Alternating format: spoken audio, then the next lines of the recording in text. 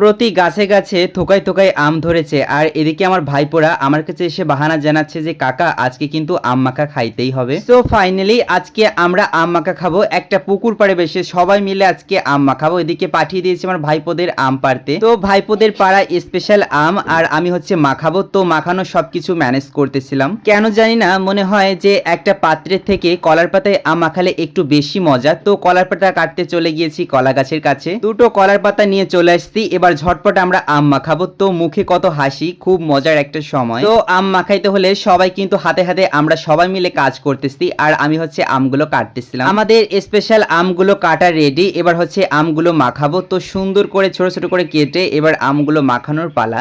টক জাতীয় খাবার কিছুটা মাখা দেখলেই কিন্তু মাখানোর আগেই হচ্ছে একটু খেয়ে নিতে মন চায়। আমার ভাইপো কল্যাণ সেটা হচ্ছে চেকিং দিচ্ছিল। আমার কিন্তু বরাবরই ছোটদের নিয়ে আম মাখা খেতে খুবই পছন্দ, যেহেতু ছোটরা যেখানে থাকে তো সবাইকে নিয়ে একটা মজার সময়টা পার করা হয়। আজকে বাড়ি থেকে হচ্ছে কুচানোটা আনা হয়নি, এজন্য হাতের জাদু দিয়ে হচ্ছে একটু বড় বড় করে আমগুলো কাটতেছিলাম, আর এদিকে মরিচগুলো কেটে কেটে রেখেছি। আজকে একটু বেশি করে ঝাল দিচ্ছি যাতে খেতে একটু বেশি মজা হয়। আর আমগুলো কিন্তু এরকম কাটা দেখলে জিভে জল চলে আসে, আগে থেকে খেতে মন চায়। আম মাখা খাওয়ার থেকে সবাই কিন্তু এক জায়গায় থাকলে অনেক মজা হয়, কারণ কি সবাই মিলে মজার মজার কথা আর আম মাখা খাওয়া। তো আম মাখানো এবার আমাদের রেডি, সবাই মিলে আমরা খাচ্ছিলাম আর সবার কাছ থেকে রিভিউ নিচ্ছিলাম যে আমটা মাখা কেমন হয়েছে। সবাই বলতেছিল যে ঝালটা একটু বেশি, কারণ কি আপনাদের রিভিউতে বলেছি কিন্তু ঝালটা বেশি আজকে দিব।